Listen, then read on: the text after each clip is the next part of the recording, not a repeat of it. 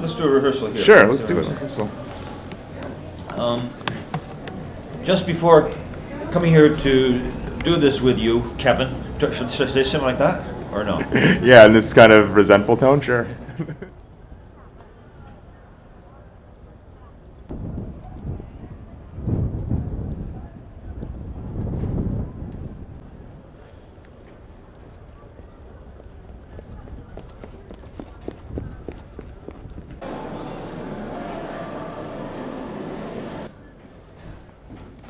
Just before coming to talk with you, Kevin, I saw a film that impressed me very much here at Rotterdam, a film called Avanti Popolo from Brazil. It's a film basically about the relationship between an aged father and his adult son, who after a long absence returns home. And what's very striking in this film is the way that the main set, where most of their interaction takes place, this living room, is designed and framed for the camera. The same camera setup, the same deep focus shot, where you see layers of objects in the space, which are really also layers of history within that space. You feel that time has accumulated there, and the film is recording and bringing into some kind of dynamic life the different stages of time that are there, all of which comments both on the personal relationship between the father and son, and also on the history of Brazil, particularly on the history of the 1970s, a period in history that is only starting to be recovered. It's because Avanti Popolo is so successful at this that I wanted to highlight it in commenting on Rotterdam to you, Kevin, today.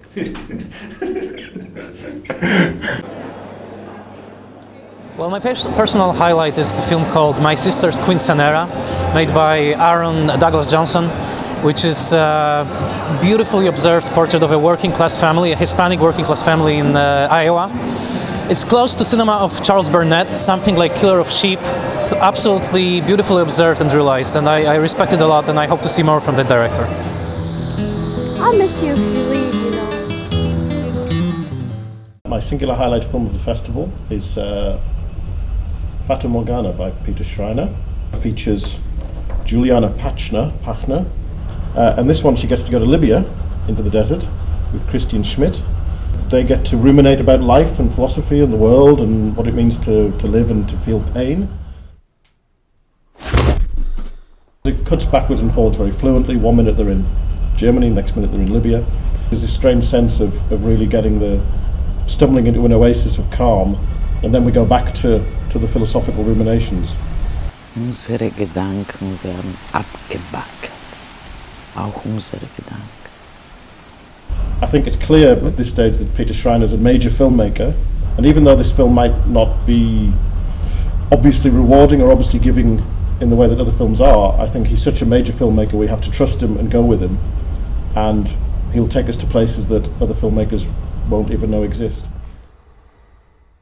I would like to recommend Jerry and Me, a short documentary about the Iranian filmmaker Myrna Zaid Fafa.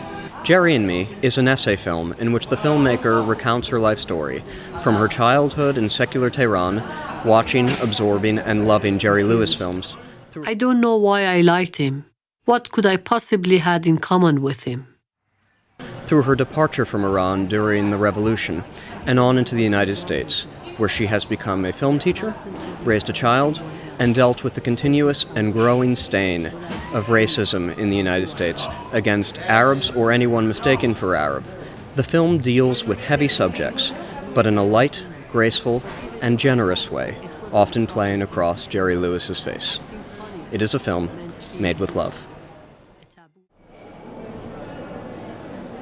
Having seen about 32 films here at Rotterdam, there's one film that I wanted to especially highlight, and that's Bernadette Weigel's extraordinary film Fair Wind, Notes of a Traveler, in which she ventured from Austria east, across Eastern Europe, through Russia, Kazakhstan, until she broke her leg, and it summarily ended her journey there.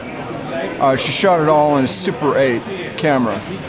And the provocative question she asked at the end, and it's the most interesting question I've heard here at the festival, is when does a journey actually end? thing to note about the film is that it's a remarkable example of the handmade film in terms of the filmmaking itself at a simple Super 8 camera, which she shot everything herself.